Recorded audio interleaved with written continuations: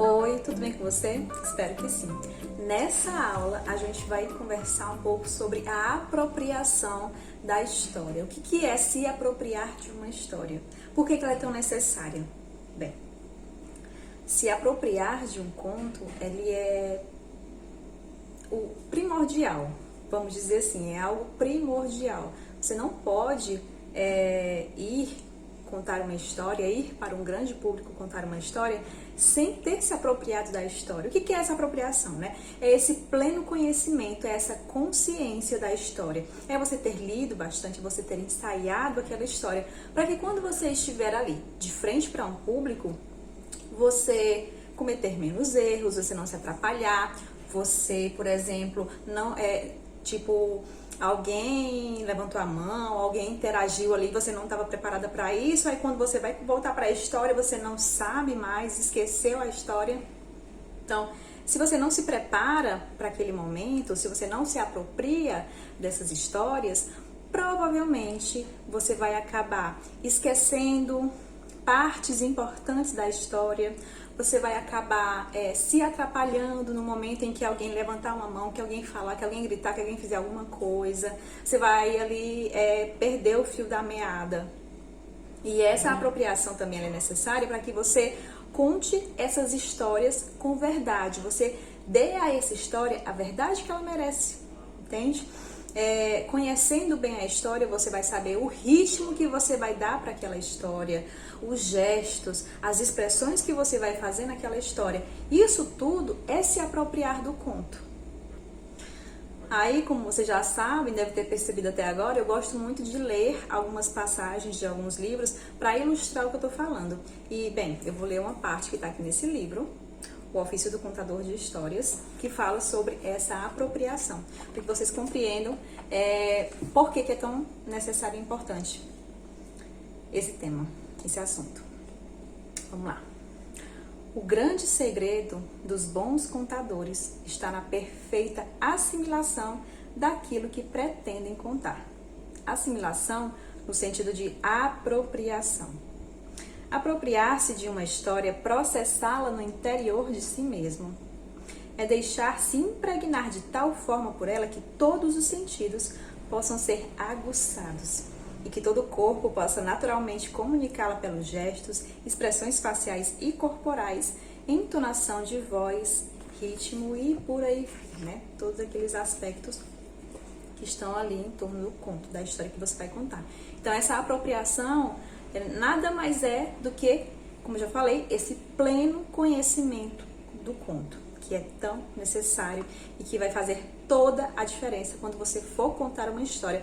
E eu falo apropriação não somente para quando você for contar a história de cabeça, de jeito nenhum, mas também quando você for fazer uma mediação de leitura. Essa apropriação é tão necessária quanto, porque na mediação de leitura você vai ali usar o livro, você vai ter essa ferramenta ali, você vai poder ler. Mas se você não conhece aquele livro, se você leu uma, duas vezes, você vai conhecer muito pouco daquele livro. E é importante que você também, na mediação de leitura, você conheça o ritmo da história, você compreenda as entonações que você vai dar, as ênfases que você vai dar, que você compreenda também os gestos e as expressões que você vai usar. E, não menos importante, se você tá ali fazendo a mediação de leitura e você só lê uma, duas vezes, você vai ter que ficar muito tempo assim, somente olhando pro livro, e essa parte aqui dessa conexão com os ouvintes, ela vai meio que se perdendo, sabe? E não é isso que a gente deseja. Então também, quando você se apropria, quando você lê bastante aquela história, e mesmo quando você ensaia mesmo a mediação de leitura, você consegue manter os olhos aqui, claro, no livro, mas também manter os olhos por mais tempo no seu público, para que você receba ali um retorno deles, para que seus olhos se encontrem com os olhos deles, se encontrem com as expressões deles, se encontrem com o encantamento que você possivelmente está levando ali naquele momento com aquela história, tá? Então, aproprie-se das histórias que você vai contar, para que você conte maravilhosamente bem e que a partir daí você leve o encantamento aos ouvidos alheios. Gente, a apropriação não é necessariamente o decorar, o decoreba, né? Somente o memorizar, mas é realmente aprender a história, saber do que ela se trata e poder, a partir daí, contar as histórias, pelo menos contar de cabeça, né? Contar essas histórias usando as suas próprias palavras ou em grande parte usando as suas palavras, tá? Então, não simplesmente decore, não pense somente em decorar frase por frase daquela história, né? A não ser que você vá fazer ali a mediação, né? Que a gente realmente lê como tá no livro. Você vai fazer essa narração de cabeça, procure entender a essência do conto, procure saber ali as características que você não pode esquecer do conto, a gente vai falar sobre isso mais pra frente, e a partir daí tentar colocar o seu modo de falar, colocar você nessa história, colocar as suas palavras nessa história. Ah, Patrícia, mas eu preciso mudar todas as palavras da história, do conto? Não. Mas uma coisa que acontece naturalmente é quando a gente está ensaiando, né, uma história, muitas vezes a gente vai se lembrando ali do que a gente leu, mas outras coisas elas se perdem. Só que como a gente já tem ali o conhecimento da estrutura da história, a gente vai colocando ali na história, né, vai colocando palavras que dá no mesmo, entre aspas, né, do que está ali escrito, do que a gente leu, sabe? A gente vai ali preenchendo aquele esqueleto. Então, dito isto dito, eu vou contar uma história para você que se chama Por que os contadores de histórias têm boa memória e apreciam os bons vinhos. Essa é uma história da tradição oral africana e ela começa assim.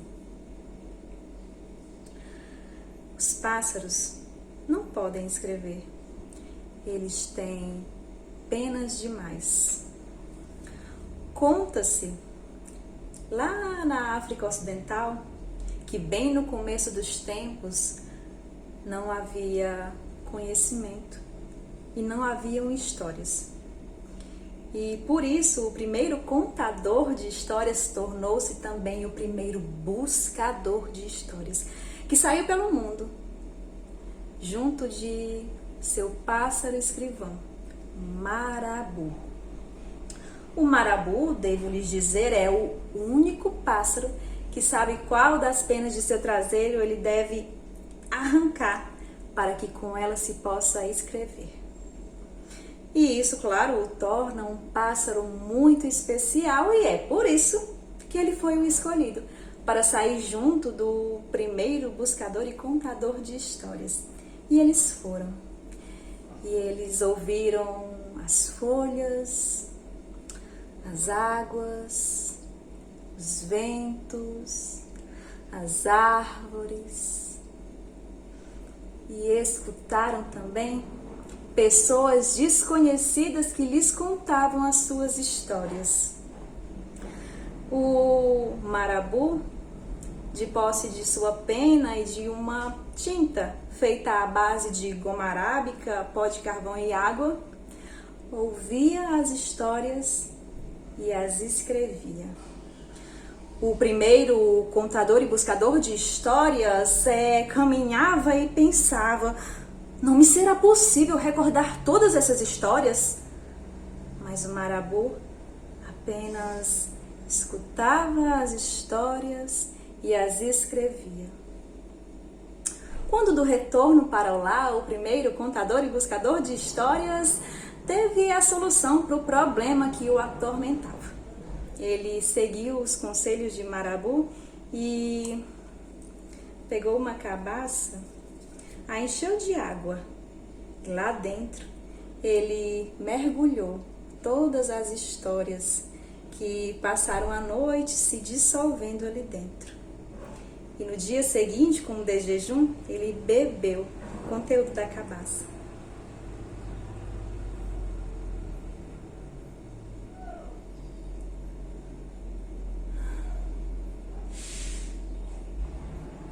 Assim, todas as histórias bebidas tornaram-se também histórias sabidas. E então, escute meu conselho. Se você precisar beber de uma história, beba tudo. Não deixe uma só gota no fundo do copo, porque isso poderia lhe trazer um branco à sua memória. E é por isso que os contadores de histórias apreciam os bons vinhos. Foi assim que eu li e é assim que eu conto. Mas vocês já sabem, né, que quem conta uma história, eita menino, sempre aumenta um ponto. Muito obrigada, espero que tenham gostado. Espero que tenham gostado dessa aula. Qualquer dúvida, deixe nos comentários.